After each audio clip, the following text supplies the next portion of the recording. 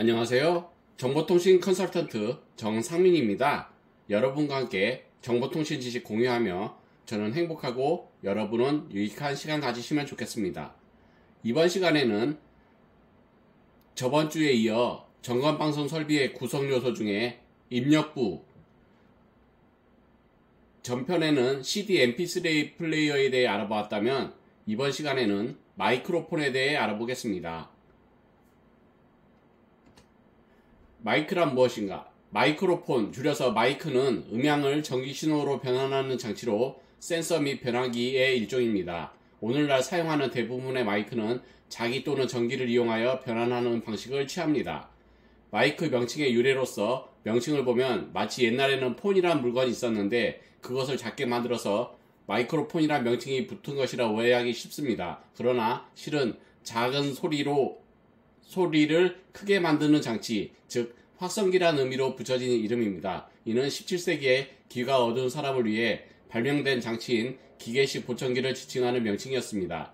옛날 그림에 서양 노인이 귀에 커다란 나팔 같은 것을 대고 있는 모습을 본 적이 있다면 그게 당시 마이크로폰이라 불리던 물건입니다.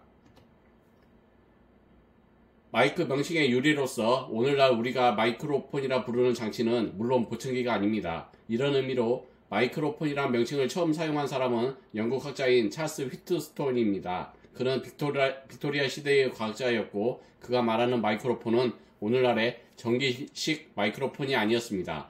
물체의 진동과 공명을 이용한 장치였으며 그 작동 원리는 차라리 실전 화기에 가까웠습니다. 하지만 그가 이 장치에 붙인 마이크로폰이라는 명칭은 살아남아 이후 널리 사용되게 되었습니다. 마이크로폰이란 단어는 길고 거창스럽기에 오늘날엔 마이크라 불립니다. 하마터면 폰이라 불릴 뻔했지만 전화기가 그 명칭을 선점하면서 마이크가 되었습니다. 마이크 변환 방식에 따른 분류로서 현재 사용되고 있는 마이크의 종류에 따라서는 콘덴서, 다이나믹, 앞전소자, MEMS 방식이 있으며 이에도 현재는 거의 사용되지 않는 카본 방식이 있습니다. 먼저 무빙 코일 마이크에 대해 알아볼 텐데요. 무빙 코일 방식의 마이크는 1874년에 세상에 처음 모습을 드러낸 가장 오래된 방식의 마이크입니다. 무빙 코일 마이크는 현재와는 다르게 초기에는 특유의 낮은 감도 때문에 보급에 실패했었습니다. 당시는 이제 막 전화 기술이 발명되기 시작할 무렵이었고 전화기에 사용하기 어려운 무빙 코일은 효용성이 거의 없다시피 했기 때문입니다. 또 아직 전기를 이용한 증폭이라는 개념 자체가 생소하던 시절이었고 증폭이 가능하더라도 앰프의 성능이 나빴고 크기도 매우 컸습니다. 결국 무빙 코일을 쓰자고 전화기 내부에 커다란 앰프를 장착해야만 했으니 비효율적일 수밖에 없었던 것입니다. 이때 전화기 제조회사들의 눈에 띈 것이 구조도 간단하며 당시 기술력으로도 대량 생산이 가능하고 감도 또한 준수했던 카본 마이크입니다. 이 시장 양상에서 밀린 무빙 코일은 오랫동안 사용되지 않다가 전기 음향 시대가 본격적으로 시작된 1940년대를 기점으로 널리 보급되었습니다. 코일과 진동판의 구조로 인해서 공진이 발생하기 때문에 2에서 5kHz 부분이 2에서 3dB 증폭이 되는데 이 부분으로 인해 소리의 명료도가 높아집니다. 하지만 코일과 진동판의 무게 때문에 상대적으로 에너지가 약한 10kHz 이상의 고음에서는 주파수 응답이 매우 떨어집니다. 우리가 무빙 코일 마이크의 소리가 먹먹하다고 느끼는 이유는 이것 때문입니다.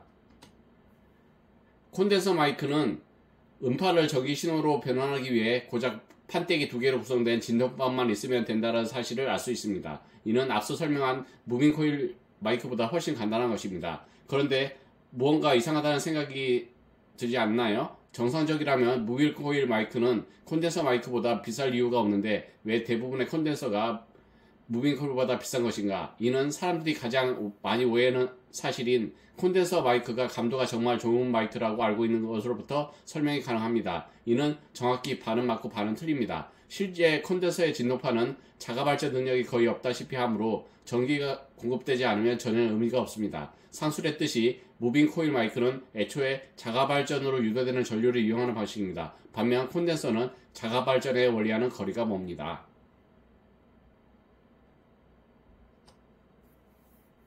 콘덴서 마이크에 대해 알아볼 텐데요. 심지어 마이크에 장착된 콘덴서는 약 200만 옴 이상의 높은 교류 저항을 가집니다. 보통 마이크의 출력 임피던스가 150에서 600오hm 정도인데 이렇게나 높은 임피던스를 가진 전류를 그대로 출력하여 마이크 외부 프리앰프에서 증폭해봤자 소용이 없습니다. 때문에 마이크 내부에서 자체적으로 임피던스를 낮게 매칭해주는 한편 신호를 증폭하는 기능이 있어야 하므로 모든 콘덴서 마이크에는 내장 프리앰프가 필요합니다. 사실 대부분의 콘덴서 마이크가 다이나믹 마이크보다 비싼 이유는 다 이 내장 프리앰프 때문으로 이처럼 프리앰프의 증폭 성능 덕분에 콘덴서의 마이크의 감도가 매우 크게 향상되는 것입니다. 잘 생각해보면 팬텀 전원 같은 고작 직류 48V 0.02A 이하의 전류 공급만 가지고도 신호 증폭에다 임피던스 매칭 역할까지 해주는 것이므로 왜 값비싼 콘덴서 마이크들이 그렇게 비쌀 수밖에 없는가 하는 의문을 해결해 줍니다. 리본 마이크 또는 벨로시티 마이크라고 불리는 거에 대해 알아볼 텐데요. 마이크 몸통의 가운데 있는 리본 캡슐을 보면 알 수 있듯이 세로 방향으로 서 있는 길쭉한 형태의 두 자석 사이에 리본 형태의 알루미늄 호일이 가로 방향으로 위치해 있습니다. 리본 마이크 중에는 이 알루미늄 호일이 모양이 구불구불한 경우가 많은데 표면적을 넓혀서 더 많은 유도 전류가 유입될 수 있도록 하기 위함입니다. 무빙 코일 마이크와 작동 원리가 꽤나 비슷하지만 차이점이 있다면 연구 자석의 사이에 코일이 아닌 알루미늄 호일이 위치하고 있다는 것입니다. 또한 자기장의 방향이 무빙 코일 마이크와 정반대입니다. 무빙 코일 마이크는 자기장이 진동판과 평행 방향, 리버 마이크는 수직 방향으로 흐릅니다. 또 그 자석 사이의 알루미늄 호일이 이 자기장 사이를 평행 방향으로 운동하지만 코일은 수직 방향으로 운동합니다. 이로 인해 플레밍의 오른손 법칙에 따라 알루미늄 호일에 유도 전류가 흐르게 됩니다. 무빙 코일 방식과의 또 하나의 큰 차이점이 있다면 무빙 코일은 코일과 진동판 무게 때문에 고음의 주파수 응답 특성이 좋지 못하고 리본 마이크는 알루미늄 호일의 가벼운 특성상 주파수 응답이 전반적으로 고음편한 것입니다.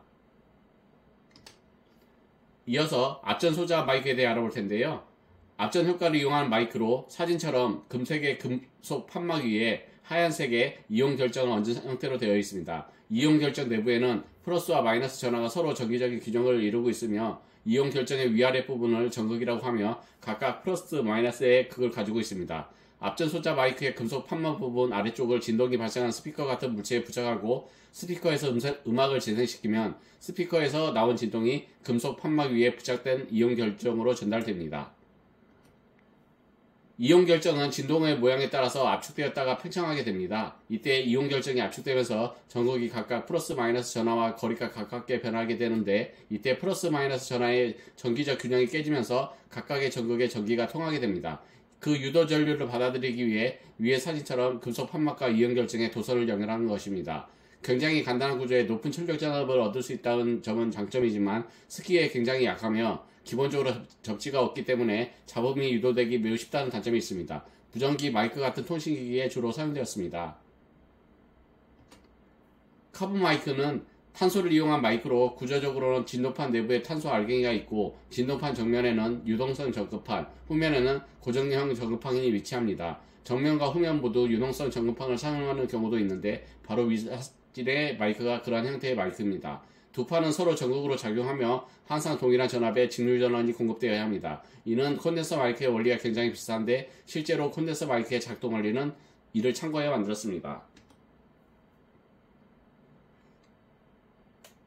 이어서 카본 마이크에 대해 설명할 텐데요. 먼저 소리가 정면의 진동판에 입사되면 진동판이 소리의 파형에 따라 저항체인 탄소 알갱이들의 압력을 가하면서 알갱이들끼리 서로 붙었다 떨어졌다 하게 됩니다. 이에 따라 진동판과 전동판 사이의 저항값이 변화하게 되면서 진동판과 전극판 사이에 걸려있던 전압의 평형이 깨지게 됩니다. 이로 인해 두 판 사이에 유도 전류가 흐르게 되고 이것을 이용한 것입니다. 또 탄소 소재 자체의 높은 전도율 덕분에 감도 또한 좋습니다. 약 마이너스 34dB까지 출력되는데 이는 어지간한 저가 콘덴서 마이크와 맞먹을 정도로 꽤나 높은 수준입니다.